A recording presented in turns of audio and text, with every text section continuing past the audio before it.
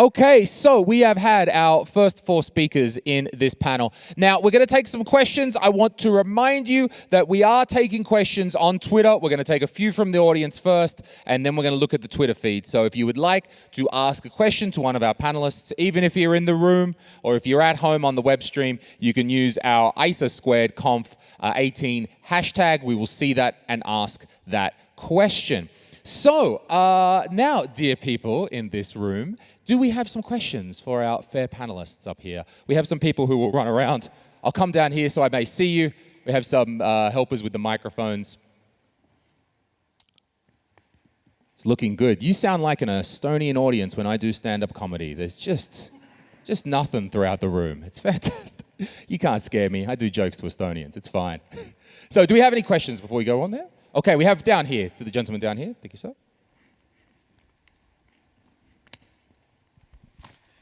Thank you. Emanuele Baldacci from Digit. I had a question for Anastasia. I was quite struck by your result about the 26% of people that were reporting that they were able to implement the interoperability concepts into their actual work. After the course, and it's quite a successful indicator, I would say. So I wondered whether you could elaborate, you have other additional information, how this was, let's say, implemented in such a short time.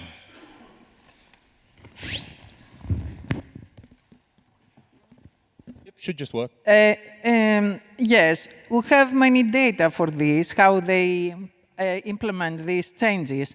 It's not only the ability to change, they made changes because they found during the training programs that there are many services, public services, that they didn't know, first of all.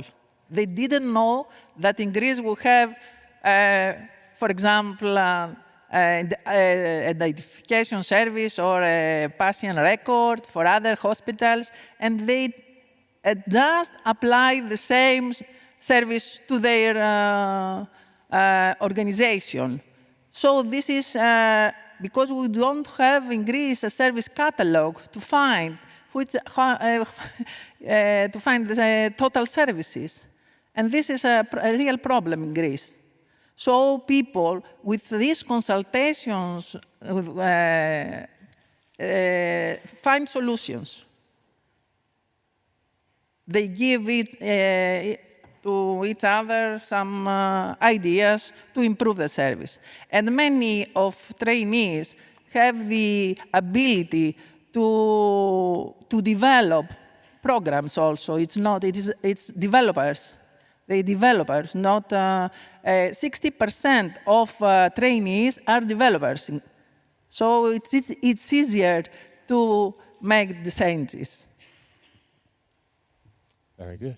Thank you. Okay, any more questions from the floor with our people walking around there? Oh, we at the back there. Thank you, ma'am. It's all right. Just a moment. We're just having some technical issues there.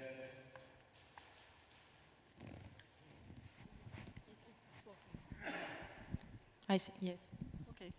I would like to ask to Barry whether he could give us some hints about how architecture and governance at the federal government of Belgium work together.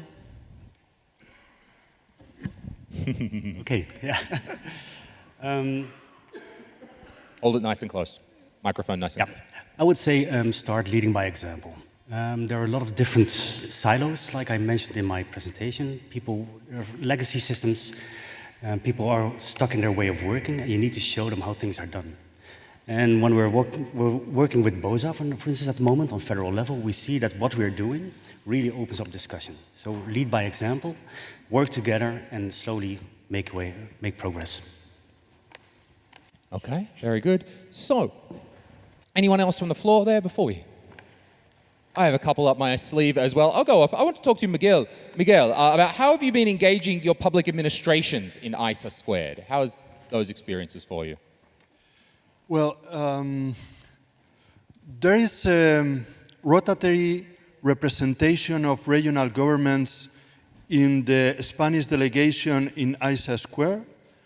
And this representative reports periodically in the meetings of the Commission of E-Government, which gathers regions, local entities, and public universities under the presidency of the General State Administration. There is also a virtual space in Circa VC to disseminate the work program, the EIF, or relevant documents. And we are also using our working group of public administrations on interoperability. And we also use events there in Spain on e-government, addressing local entities and regional governments to talk to them about ISA² solutions, actions, and other European issues. Okay, very good, thank you. Yannick, in Estonia, how has it been to implement the CPSV AP? What challenges have you faced? I mean, unique, quite easy to digital adoption, but how's it been in Estonia? It was quite hard work, by the way. It takes around 2 years. Because when we, in the beginning, asking our partners from public authority, please, just describe your services. The answer was, oh, we have no time for that. We have to serve our people, Yannick.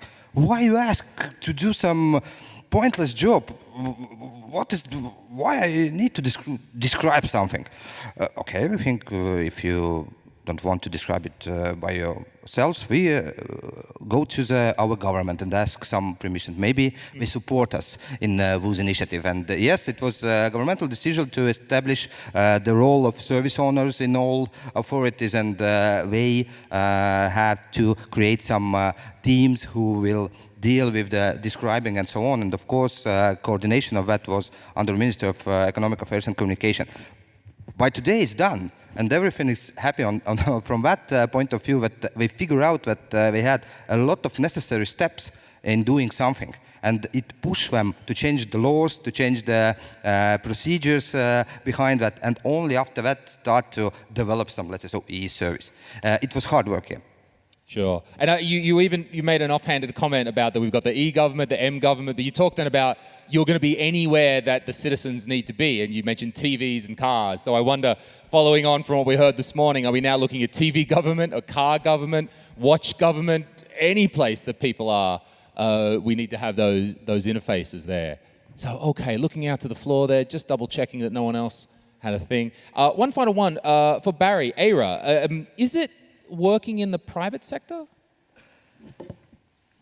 Yes, you can adapt it in the private sector. Ooh. The IRA, of course, has a public service, an e-government flavor. But it's a very holistic interoperability framework, meaning that it's applicable anywhere. But you do need to make a few small adaptations. On the organizational level, we're talking about the public service consumer, public service provider. You might want to adapt the terminology there. And when in my speech I was referring to storytelling, we often use the public policy on a legal level to a starting point. Well, this, of course, is not suitable for private sector, so you need to find a different angle to start your modeling. But once you've done that, all building blocks, and I think there are about 160 in the IRA, they're all applicable.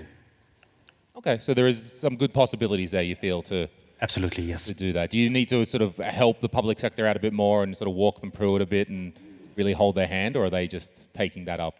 Oh, well, that's a question, of course, always. You have some sort of a learning curve, but the learning curve is the same for public services and governments as for private sector. So there's not a real difference in there. Okay, very good. All right, we'll finish with the questions. Please, one more round of applause for our panelists in this session. Thank you, Miguel. Thank you, Barry. Thank you, Anastasia. Thank you, Yannick. It's been a pleasure. Right, now we have our